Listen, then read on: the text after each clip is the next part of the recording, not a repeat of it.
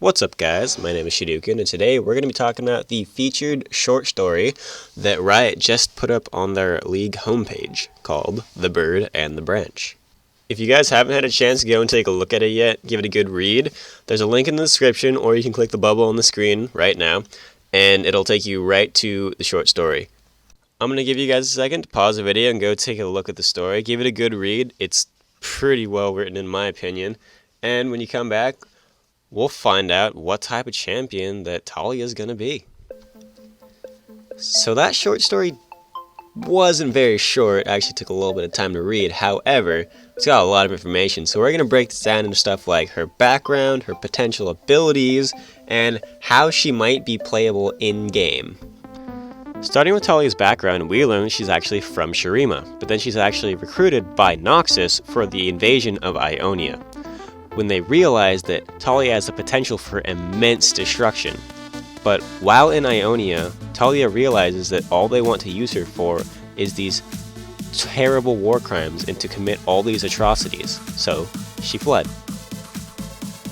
While Taliyah was wandering Ionia just hungry and scared and alone, she repeatedly called out to someone called the Great Weaver. Now, knowing that Shurima is very largely based on real-life Egyptian culture, such as Azir being Ra or Nasus being Anubis, we could potentially assume that the Great Weaver would be a god or a goddess. As a matter of fact, there's a goddess named Neith who is the goddess of weaving. Now apparently the Great Weaver somewhat responds to her by sending her these tiny little fluff balls, which I'm assuming is a dark Poro. But while she's trying to kill the Poro and eat it alive, she stumbles upon Yasuo, and somehow causing an avalanche because she screams, buries him alive. But when she realizes she doesn't want to kill any Ionian soldiers or monks because she thought he may have been a holy man, she buries him out only to throw him into a tree. However, after she saves his life and seeing the strength that she has after she single-handedly defeats a lion with stone magic, she becomes his new apprentice. However, when Yasuo and Taliyah are confronted by Ionian Guard, when they recognize Yasuo as being an alleged murderer, they defeat the Ionian Guard but have to quickly part ways after, seeing as how Taliyah wants to return to Shurima, while Yasuo has not finished his work in Ionia. However, before they part ways, Yasuo tells Taliyah to go to the Freljord where she might seek passage back to Shurima.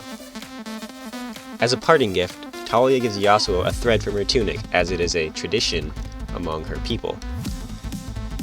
And as a fun fact, that tunic strand is how Yasuo ties back his glorious ponytail. So let's talk about the potential abilities that Taliyah will have in-game. We know that when she was hunting the Poro, she used a sling with a small stone to try and kill it, so I'm assuming her auto attacks can be some sort of sling-like motion, which would actually be pretty cool in my opinion.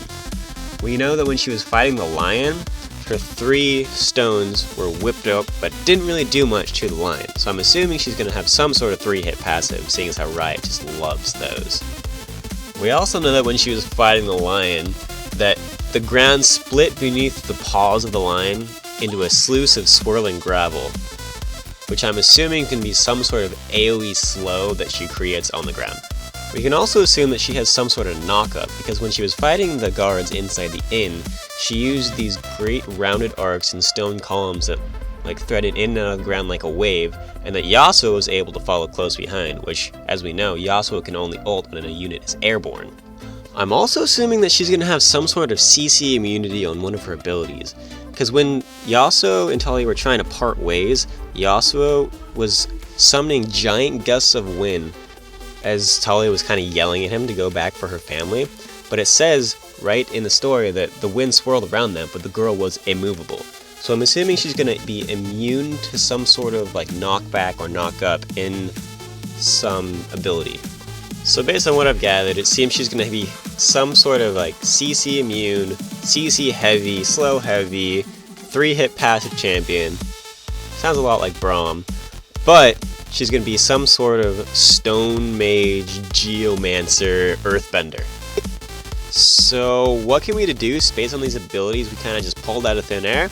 Well, I believe she's going to be some sort of control mage, whether it's in the mid lane role or the support role. I believe more is going to be towards the mid lane role, seeing as how if she's able to destroy an entire village with her power, she's probably going to have quite a bit amount of damage. However, this is a complete speculation based on a short story I read on the internet. Let me know what you guys think this champion's going to be like, if it's even a mage, if it's a support, if it's an AD carry, I don't really care. I'm just glad to know there's going to be an earthbender, so now we can have a team avatar. Thank you guys very much for watching, and I hope you have a fantastic day.